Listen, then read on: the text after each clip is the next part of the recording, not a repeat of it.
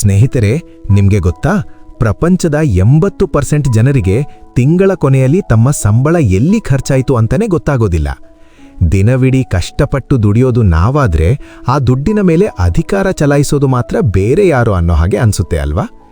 ನೀವು ಎಷ್ಟೇ ಕಮ್ಮಿ ಅಥವಾ ಜಾಸ್ತಿ ಸಂಪಾದಿಸ್ತಿರ್ಬೋದು, ಅದನ್ನ ಹೇಗೆ ಮ್ಯಾನೇಜ್ ಮಾಡ್ತೀರಾ ಅನ್ನೋದರ ಮೇಲೆ ನಿಮ್ಮ ಶ್ರೀಮಂತಿಕೆ ನಿರ್ಧಾರವಾಗುತ್ತೆ. ಇವತ್ತಿನ ವಿಡಿಯೋದಲ್ಲಿ ನಾನು ನಿಮ್ಮ ಜೇಬಿನಲ್ಲಿ ದುಡ್ಡು ಉಳಿಯೋದು ಮಾತ್ರವಲ್ಲ, ಅದು ಬೆಳೆಯೋದು ಹೇಗೆ ಅಂತ 4 ಸರಳ ಟಿಪ್ಸ್ ಹೇಳ್ತೀನಿ.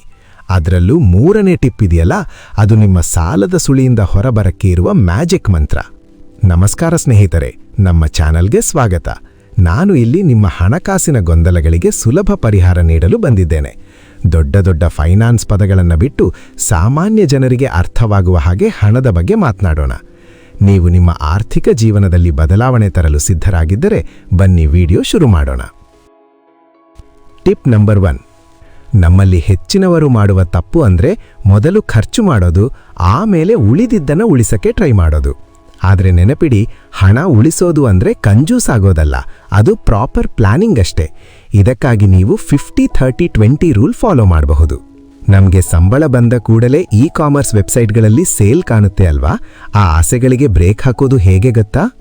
ಪಾಯಿಂಟ್: ನಿಮ್ಮ ಆದಾಯದ 50% ಅಗತ್ಯಗಳಿಗೆ ನೀಡ್ಸ್, 30% ನಿಮ್ಮ ಆಸೆಗಳಿಗೆ ವಾಂಟ್ಸ್, ಮತ್ತು ಕನಿಷ್ಠ 20% ಉಳಿತಾಯಕ್ಕೆ ಸೇವಿಂಗ್ಸ್ ಮೀಸಲಿಡಿ. ಸಂಬಳ ಬಂದ ಮೊದಲ ದಿನವೇ ಆ 20% ಅನ್ನು ಬೇರೆ ಅಕೌಂಟಿಗೆ ವರ್ಗಾಯಿಸಿಬಿಡಿ. ಆಗ ಖರ್ಚು ಮಾಡಲು ದುಡ್ಡಿಲ್ಲ ಅಂತ ನಿಮ್ಮ ಮನಸ್ಸೇ ಕಂಟ್ರೋಲ್ಗೆ ಬರುತ್ತೆ. Tip number 2.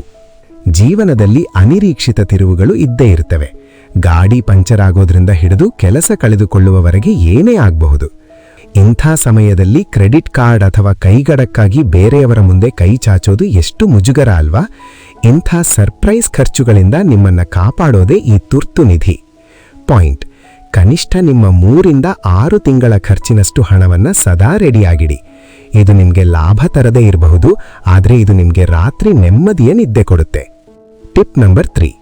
ಸಾಲ ಅನ್ನೋದು ಕಾಲಿಗೆ ಕಟ್ಟಿದ ಭಾರವಾದ ಕಲ್ಲಿನ ತರಹ. ಅದು ನಿಮ್ಮನ್ನ ಮುಂದೆ ಹೋಗಲು ಬಿಡೋದಿಲ್ಲ. ಬ್ಯಾಂಕ್ನವರು ನಮಗೆ ಸುಲಭವಾಗಿ ಲೋನ್ ಕೊಡ್ತಾರೆ ಅಂದ್ರೆ ಅದರ ಅರ್ಥ ನಾವು ಶ್ರೀಮಂತರು ಅಂತಲ್ಲ, ನಾವು ಅವರನ್ನ ಶ್ರೀಮಂತರು ಮಾಡ್ತೀವಿ ಅಂತ.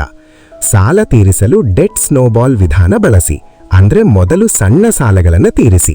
ಇದರಿಂದ ನಿಮಗೆ ಒಂದು ರೀತಿಯ ಗೆಲುವಿನ ಅನುಭವ ಆಗುತ್ತೆ ಮತ್ತು ದೊಡ್ಡ ಸಾಲ ತೀರಿಸಲು ಆತ್ಮವಿಶ್ವಾಸ ಬರುತ್ತೆ. ಅನಗತ್ಯ ಕ್ರೆಡಿಟ್ ಕಾರ್ಡ್ ಬಳಕೆಯನ್ನ ಹಿಂದೆ ನಿಲ್ಲಿಸಿ. Tip number 4. ಐನ್ಸ್ಟೀನ್ ಅವರು ಕಾಂಪೌಂಡಿಂಗ್ ಅನ್ನ ಪ್ರಪಂಚದ 8ನೇ ಅದ್ಭುತ ಅಂತ ಕರೆದಿದ್ದಾರೆ. ನೀವು ದುಡ್ಡಿಗಾಗಿ ಕೆಲಸ ಮಾಡೋದಲ್ಲ, ನಿಮ್ಮ ದುಡ್ಡು ನಿಮಗಾಗಿ ಕೆಲಸ ಮಾಡಬೇಕು. ಅದು ಹೇಗೆ ಅನ್ಸುತ್ತಾ?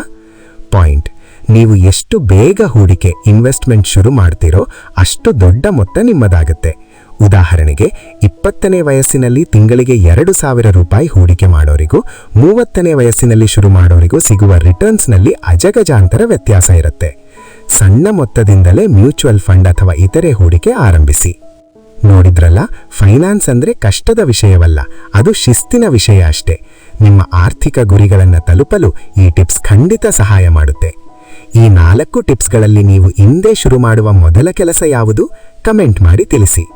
ಈ ಮಾಹಿತಿ ಇಷ್ಟ ಆಗಿದ್ರೆ ವಿಡಿಯೋ ಲೈಕ್ ಮಾಡಿ ಮತ್ತು ನಮ್ಮ ಈ ಸಣ್ಣ ಪ್ರಯತ್ನಕ್ಕೆ ಸಪೋರ್ಟ್ ಮಾಡಲು ಸಬ್ಸ್ಕ್ರೈಬ್ ಬಟನ್ ಒತ್ತಿ. ಮುಂದಿನ ವಿಡಿಯೋದಲ್ಲಿ ಮತ್ತಷ್ಟು ಇಂಟ್ರೆಸ್ಟಿಂಗ್ ವಿಷಯಗಳೊಂದಿಗೆ ಸಿಗೋಣ. ಧನ್ಯವಾದಗಳು.